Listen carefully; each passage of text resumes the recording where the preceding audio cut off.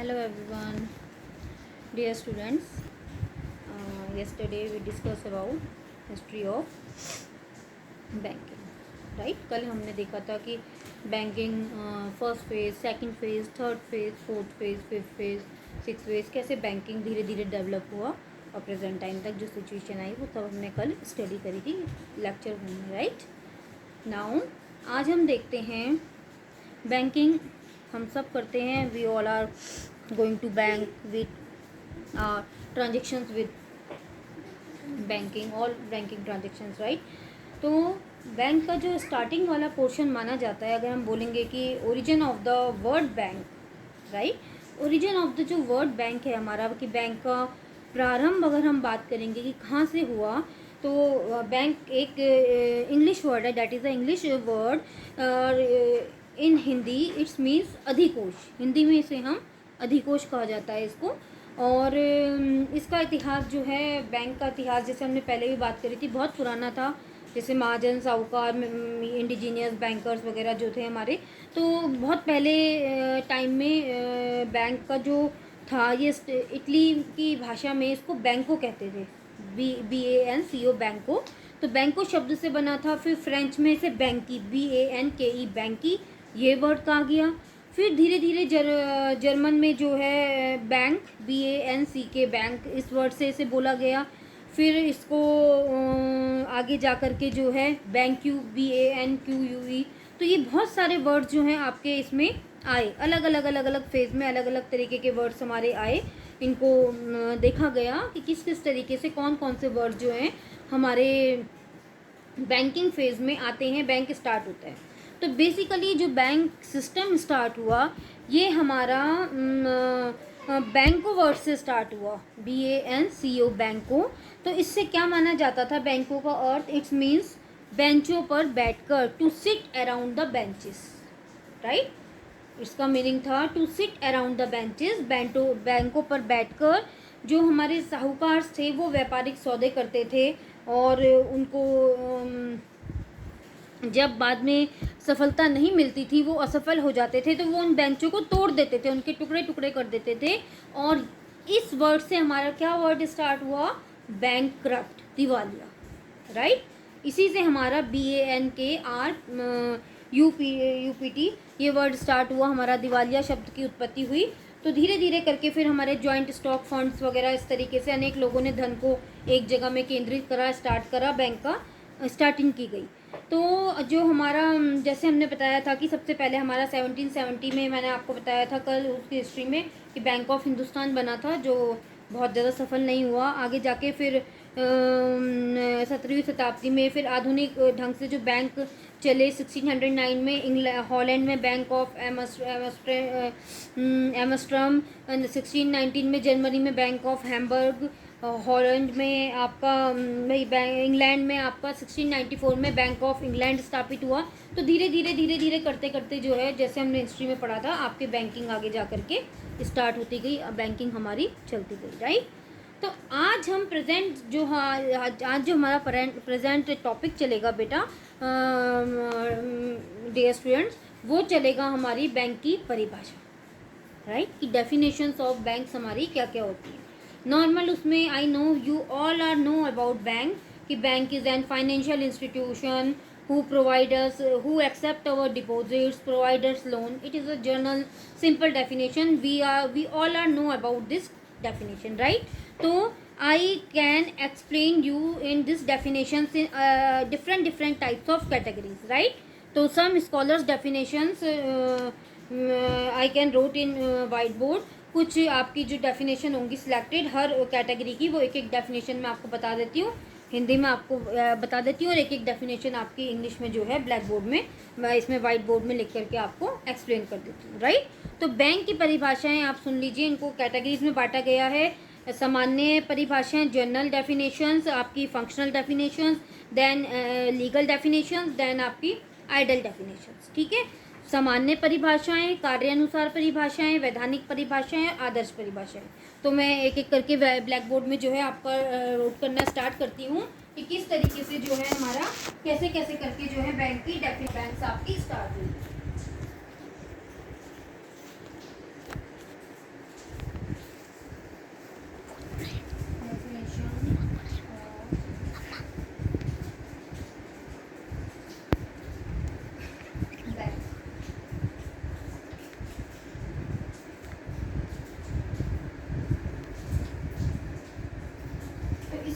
परिभाषाओं को जैसे मैंने आपको पहले ही कहा 4 कैटेगरीज में डिवाइड किया गया है। दैट इज जर्नल, मैंने आपको पहले ही आपको बताया कि कैसी कैसी ये परिभाषाएं बटी हुई हैं। फंक्शनल,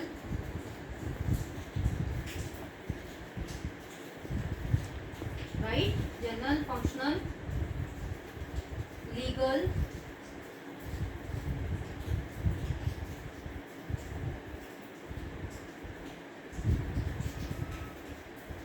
एंड प्रॉपर या आइडियल।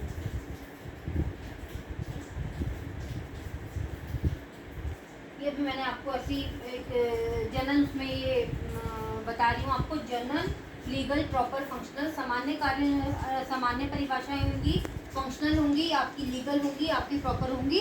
इन सबको मैं एक एक करके भी आपके उसमें बताती हूँ, राइट। तो इसको मैं अब आपको सिंपल उसमें लिखती हूँ कि क्या क्या किस तरीके से हमारी क्या क्या डेफिनेशन है, कैसे कैसे किस स्कॉलर्स ने किस उसमें कौन सी डेफिनेशन दी। तो सबसे पहले बेटा स्टार्ट करेंगे हम अपनी सबसे पहले जो हमारी डेफिनेशंस आएंगी that are general definitions. General definitions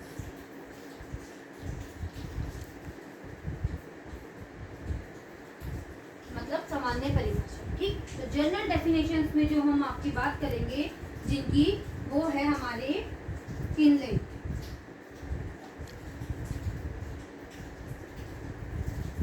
Kinley ने बताया बच्चे कि बैंक एक ऐसी संस्था है हमारी, बैंक हमारी एक ऐसी ऑर्गेनाइजेशन है जो सुरक्षा का ध्यान रखते हुए ऐसे व्यक्तियों को ऋण देती है जिन्हें उनकी आवश्यकता होती है और जिनके पास अतिरिक्त मुद्रा कोष के रूप में रखने के लिए होती है। तो मैं इंग्लिश में इसकी डेफिनेशन आपको लिख करके प्रोवाइड करा रही हूँ, तो अकॉर्डिंग टू किनले, ठीक है। मैंने आपको बोला एक एक ऑथर की डेफिनेशन लिख लेंगे आप, और एक एक ऑथर की डेफिनेशन बेटा जब आप डेफिनेशंस लिखेंगे अपने उसमें तो आप सिंपल वे में जैसा लिखना चाहिए अकॉर्डिंग टू आप लिख सकते हैं, बट जब हम स्कॉलर्स की लिखेंगे तो मैंने बार बार स्टार्टिंग से जब भी आपको पढ़ाई हुई क्लास हमेशा कहा होगा कि स्कॉलर्स की डेफिनेशन में there is no changes in definition of our scholars, right. तो अकॉर्डिंग टू किनले, किनले ने हमें क्या बताया कि bank is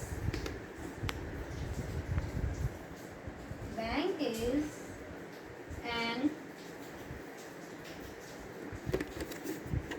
establishment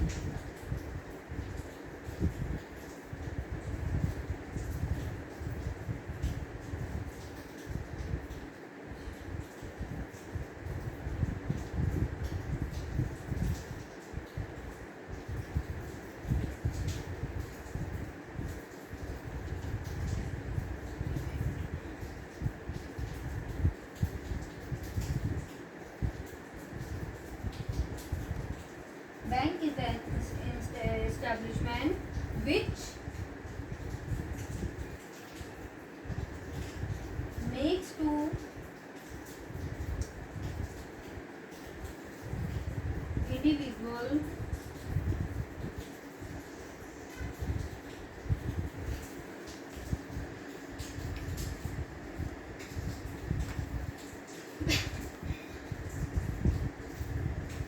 such advances of money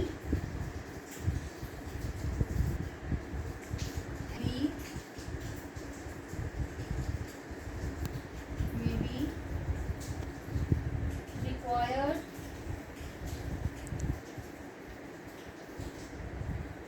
and safely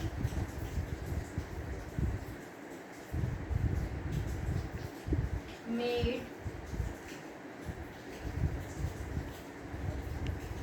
and to which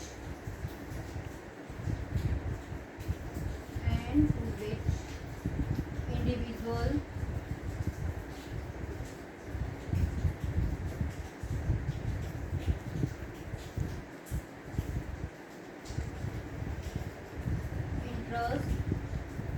interest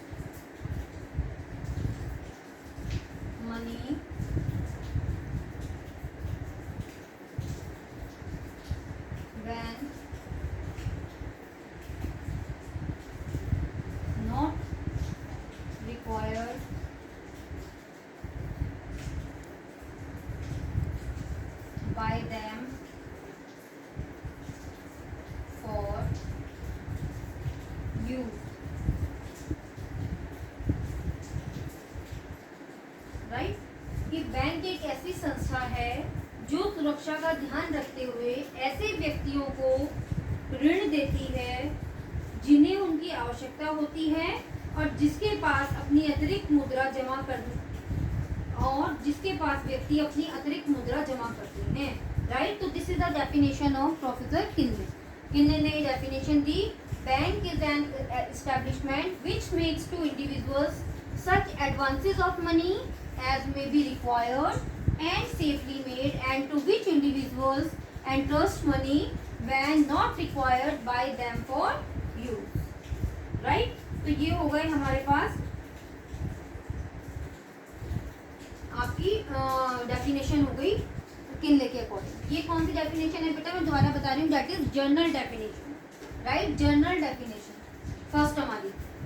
second जो हमारा इसमें पोर्शन चलेगा, डेफिनेशन जर्नल्स की और भी दे रखी है, जैसे अकॉर्डिंग टू सेयर्स की bank is an institution whose debts और bank deposits are commonly accepted in final settlement of other people doubts, कि बैंक में संस्था है जिसके ऋणों और अथवा बैंक जमा को दूसरे व्यक्तियों के ऋणों का अंतिम भुगतान के लिए विस्तृत रूप में स्वीकार किया जाता है। तो हम सबकी सिर्फ एक एक फंक्शनल डेफिनेशन, एक एक जो भी डेफिनेशन है वो लिख लेते हैं, राइट। तो दैट इज हो गया हमारा sorry student, this is our general definition. अब हम करते हैं अपनी कार्यानुसार परिभाषा दूसरी, functional definition. Okay, functional definition. Sorry my dear students, writing आपको ऐसी देखनी पड़ेगी, बस इतना ट्राई कर रही हूँ कि आपको समझ में आ जाए।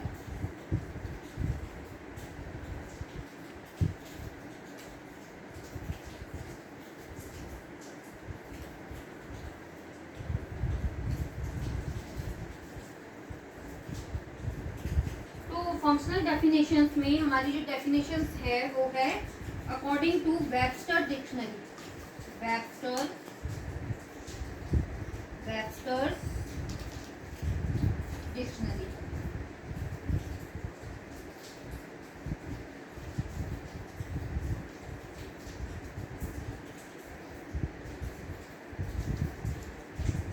तो वेबस्टर डिक्शनरी के अकॉर्डिंग बताया गया है कि बैंक वो संस्था है जो द्रव्य में व्यवसाय करती है और एक प्रतिष्ठान जहां धन का जमा होता है, संरक्षण होता है, निर्गमन होता है और जहां ऋण देने और कटौती की सुविधा प्रदान होती है और एक स्थान से दूसरे स्थान पर मुद्रा भेजने की सुविधा होती है। तो इसकी भी हम डेफिनेशन लिख लेते हैं। बैंक इज, एक एक डेफिनेशन लिख रही हूँ मैं, ठीक है बच्चों, सब चीज़ों की एक एक डेफिनेशन, एक एक स्कॉलर्स की एक एक डेफिनेशन लिख लेते हैं सब में। Bank is an institution, bank is an institution which trade in money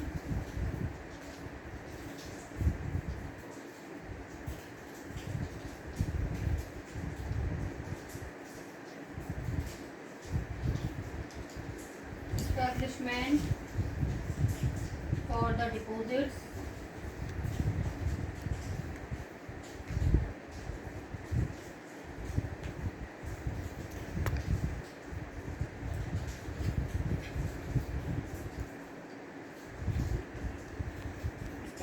for the deposit, custody and issue of money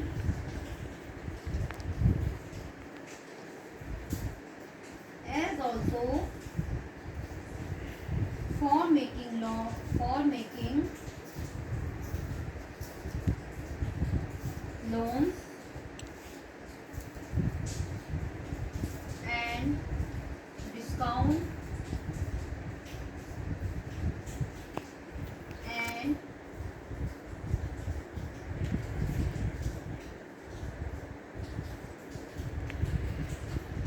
facilitating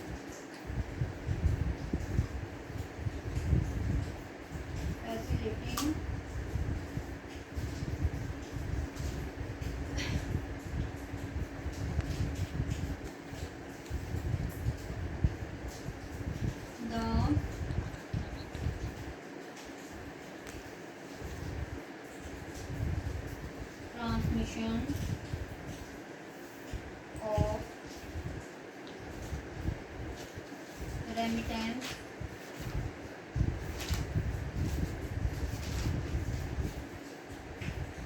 from one place to another, right. तो ये डेफिनेशन हो गई बेटा according to Webster dictionary, right. तो पहली definition general में आ गई, दूसरी हमारी फंक्शनल में आ गई। कार्यानुसार परिभाषाएं कि कार्यानुसार यहाँ आप देखते होंगे जनरल में जनरली इन्होंने डिस्क्राइब कर रखा है, और फंक्शनल में कार्यानुसार जो है उसके अकॉर्डिंग टू दियर फंक्शंस कि क्या क्या कर रहा है वो। Trade in money, establish for deposit, custody रख रहा है, मेकिंग लोन्स है, डिस्काउंट्स है, फैसिलिटीज है, remittance of, so there are these all are their bank functions, so it is their functional definition, right students। तो ये दो definitions मैंने लिख ली है, अब मैं इन्हें रख करती हूँ। अब इसके बाद जो आता है हमारी, इसके बाद हम जो थर्ड definition लिखेंगे that are legal definitions, okay, right students, legal definitions।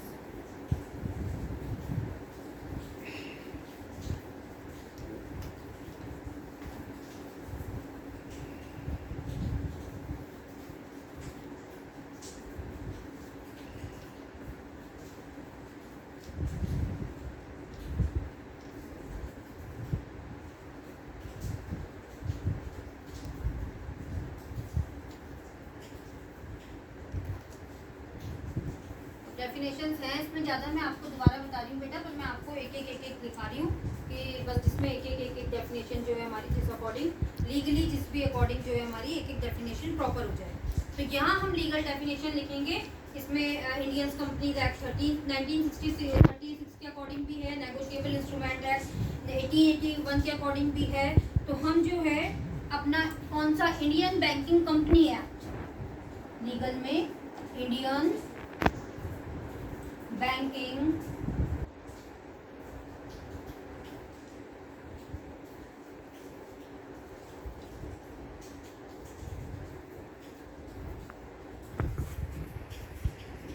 Companies act, याद रखना बेटा, ये आगे मैं आपको बताऊंगी, अभी खैर पढ़ाऊंगी इसको भी तो आगे ही आएगा, मे भी कल वाले लेक्चर में भी आपको बताया होगा। इंडियन बैंकिंग कंपनीज एक्ट 1949, भारतीय बैंकिंग कंपनी अधिनियम 1949। तो इसके अकॉर्डिंग क्या है कि बैंक या बैंकिंग वह कंपनी है जिन्हें या विनियोग करने के लिए जनता से मुद्रा के रूप में स्वीकार करती है, जमा के रूप में मुद्रा स्वीकार करती है, सॉरी, फिर मांग कर या अन्य प्रकार से चेक से, ड्राफ्ट से या आदेश से द्वारा जो है उसको निकाला जा सकता है। तो इसके अकॉर्डिंग द एक्सेप्टिंग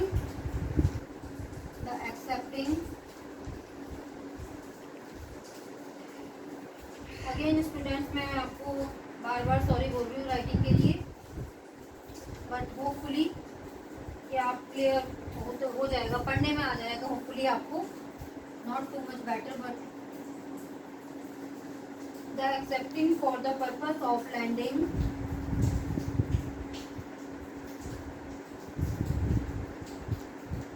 और investment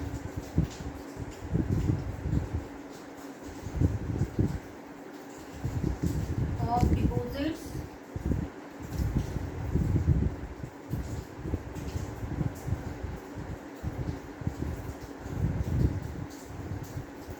of money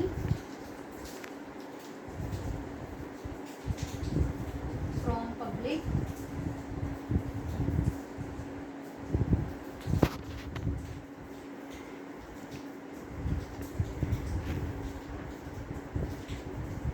repayable on demand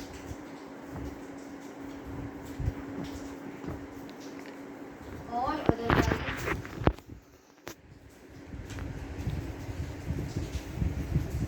and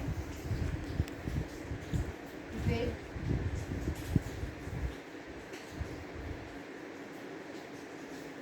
drawable by check, draft, order or otherwise।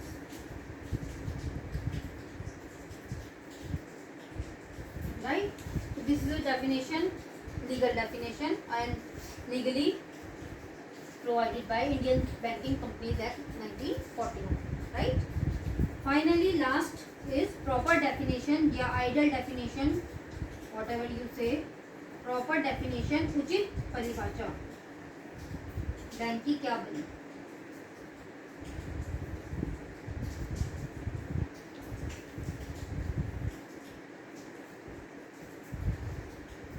Right?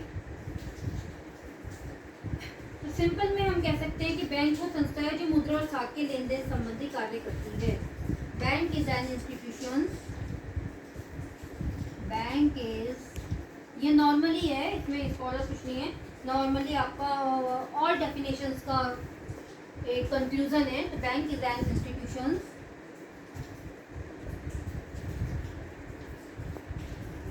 who accept our deposits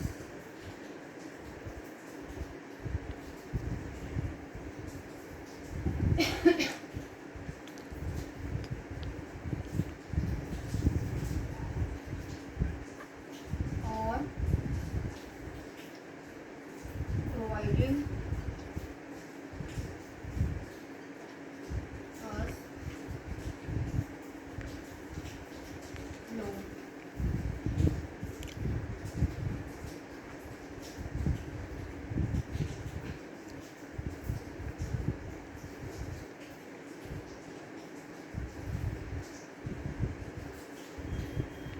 Right?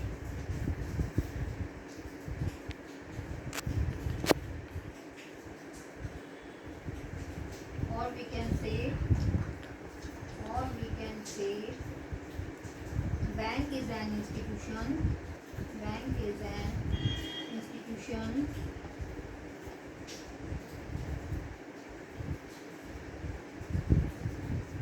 whose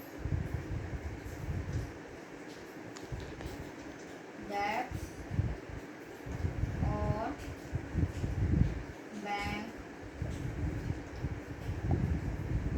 deposits are commonly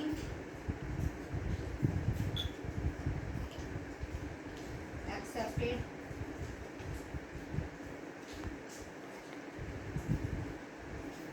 in final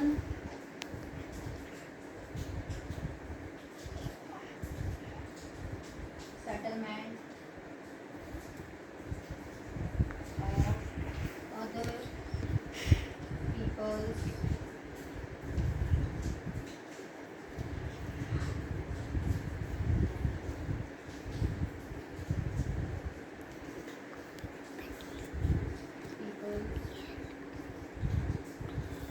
debts.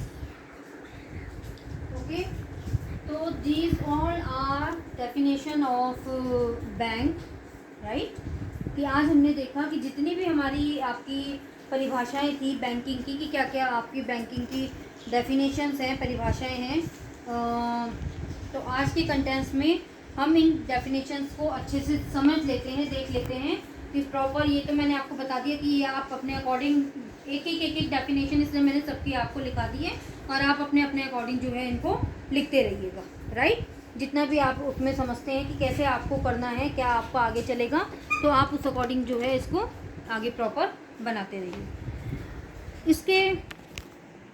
इसके अलावा अब नेक्स्ट वीडियो में हम बेटा आगे जा कर के इसके जो हैं बैंक्स के या कॉमर्शियल बैंक्स जो भी बोले, इनके फंक्शंस पढ़ेंगे. ओके बच्चों, so thank you so much. Next video फिर कल भेजती हूँ. थैंक यू बच्चों.